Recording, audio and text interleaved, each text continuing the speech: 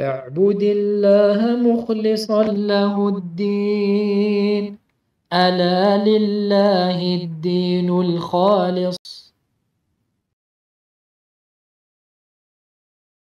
الحمد لله وحده والصلاة والسلام على من لا نبي بعده وعلى آله وأصحابه أما بعد. Les frères à Allah tabarak wa ta'ala, craignez Allah subhanahu wa ta'ala et purifiez vos œuvres et vos paroles pour Allah seul. Car la sincérité exclusive à Allah Jalla wa ala est la condition la plus importante pour l'acceptation des actes qui ne sont acceptés que s'ils sont faits pour le visage d'Allah tabarak wa ta'ala uniquement et en conformité avec la sunna du messager d'Allah sallallahu alayhi wa sallam. Al-Fudayl ibn Iyad rahimahullah, il a dit à propos de la parole d'Allah tabarak wa ta'ala dans le sens afin d'éprouver lequel de vous agira le mieux. Afin d'éprouver lequel de vous agira le mieux. C'est-à-dire lequel de vous sera le plus sincère et le plus respectueux de la sunna. Le plus sincère et le plus respectueux de la sunna du prophète Muhammad alayhi salatu wassalam. Ainsi l'œuvre qui est sincèrement exclusive à Allah tabarak wa ta'ala mais qui n'est pas conforme à la sunna ne sera pas acceptée et valide. Et de même celle qui est conforme à la sunna mais qui n'est pas vouée à Allah Jalla wa ala exclusivement ne sera pas non plus acceptée aussi longtemps qu'elle ne sera pas sincèrement vouée à Allah et conforme à la sunna de Nabi sallallahu alayhi wa sallam. Allah Jalla wa ala dit dans le sens il ne leur a été commandé cependant que d'adorer Allah lui vouant un culte exclusif. Adore donc Allah en lui vouant un culte exclusif. Et c'est à Allah qu'appartient la religion pure. Omar radiallahu anhu il a dit j'ai entendu le messager d'Allah sallallahu alayhi wa sallam dire les actes ne dépendent que des intentions. Les actes ne dépendent que des intentions et à chaque personne selon son intention. Ce hadith contient une règle capitale de la religion et un fondement sur lequel toute la religion repose. Les choses dépendent de leurs objectifs et de leurs intentions. Le hadith nous invite donc à corriger les orientations du cœur, à corriger les objectifs et les intentions du cœur et à le préserver de toutes les passions, aussi légères soient-elles. L'intention, c'est l'objectif. Al-ikhlas, c'est quoi? C'est l'objectif de se rapprocher d'Allah tabaraka wa ta'ala à travers une action et de lui demander son agrément et sa récompense. Hada wal ikhlas. Elle inclut l'intention de l'acte et l'intention de ce pourquoi cet acte est fait. L'intention de l'acte, c'est-à-dire en lui-même, concerne les adorations, les affaires sociales, les contrats, etc. Cette intention distingue et fait la différence entre tous ces actes. Est-ce que je fais une prière? Est-ce que je jeûne? Est-ce que c'est une zakat? Est-ce que c'est salat al-dhuhr, salat al-asr, salat al-fajr, sunnah? Ça, c'est l'intention qui va distinguer entre chaque action. Alors que Allah Jalla wa ala, donc, il distingue celui qui sème le désordre de celui qui aime le bien. Dans le sens, il dit que vous cachiez ce qu'il y a dans vos cœurs ou que vous le montriez, Allah il le sait. Quant à l'intention qui est liée à ce pourquoi l'acte il est fait, ça c'est l'ikhlas.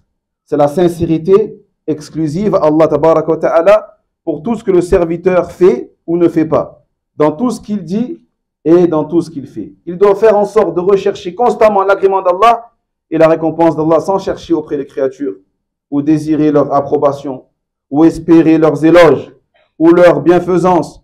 Il doit s'efforcer à parfaire son ikhlas, sa sincérité, et à la compléter et repousser tout ce qui s'y oppose, tel que l'ostentation ou le désir d'être connu ou d'être entendu ou de recevoir des éloges ou des compliments de la part des gens. Donc mes frères, Allah, l'ikhlas pour Allah tabarak wa ta'ala, c'est la sunna des vertueux. C'est la coutume des prophètes et des messagers.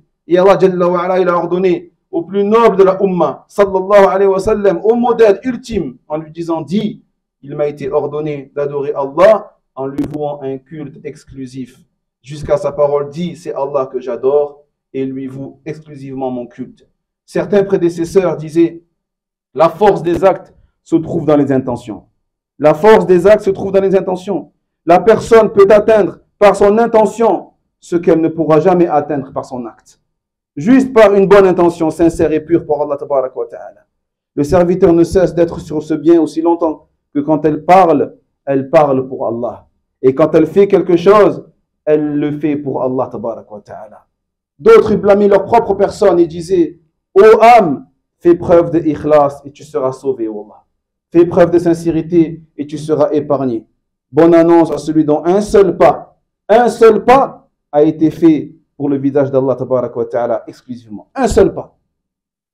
Allahu Akbar. Énorme est la valeur de la sincérité et élever ceux qui le possèdent. Surtout durant cette époque où le matérialisme a pris le dessus, ainsi que les désirs et les péchés, et où celui qui fait preuve de sincérité, il est méprisé et il est humilié.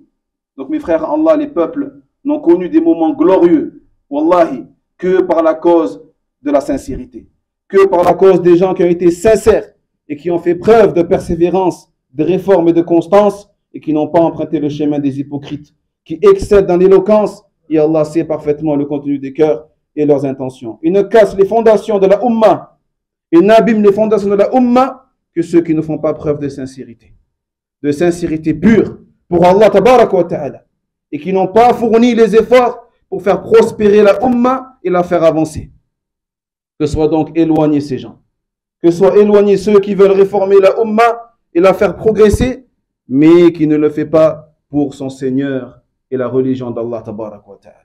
Mes frères en islam, l'islam accorde un soin absolu aux intentions derrière chaque action, derrière chaque objectif, car la valeur de l'acte dépend de l'intention de son auteur. C'est ça qui fait la valeur de l'acte. C'est pas la quantité, c'est la qualité. C'est la qualité, c'est l'intention qui se cache derrière ce que tu fais.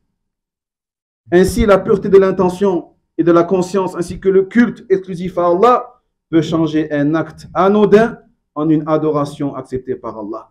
Et à l'inverse, une mauvaise intention et de mauvais buts rendent une œuvre en apparence qui est bonne en un péché grave et une tradition ou une habitude, de laquelle son auteur n'aura gagné que le rejet de cette œuvre et perte après s'être fatigué.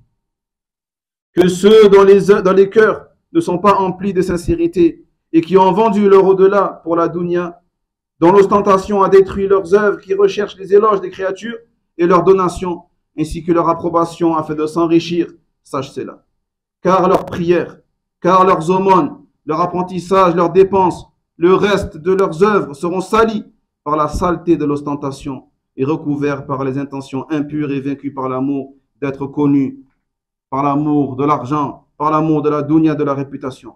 Et cela ne provoque que des malheurs et recul de la communauté, alors que si la sincérité était le guide de chaque croyant parmi les savants, les étudiants, et que l'intérêt commun était le souci de chaque dirigeant des pays musulmans, il n'y aurait pas de manquement dans les actes, ni de droits non respectés, ni d'obligations délaissées. Craignez Allah tabarak wa ta'ala, mes frères, et parez-vous d'ikhlas, de sincérité. Pour le visage d'Allah tabarak wa ta'ala, vous obtiendrez ainsi des fruits bénis, tels que la victoire, le salut, l'élévation, la guidance, le bien dans l'au-delà et ici-bas, et serez épargnés de la défaite, du châtiment, de l'égarement, du malheur et du déshonneur ici-bas et dans l'au-delà. Et n'oubliez pas qu'Allah tabarak wa ta'ala, comme il a dit le prophète sallallahu alayhi wa sallam, il ne regarde pas vos apparences, il ne regarde pas vos corps, mais il regarde vos actes et vos cœurs. Donc avant de faire une adoration, videz votre cœur de tout ce qui n'est pas Allah et laissez uniquement Allah Jalla wa ala. Avant d'entrer en prière, Inch'Allah Ta'ala, vide ton cœur.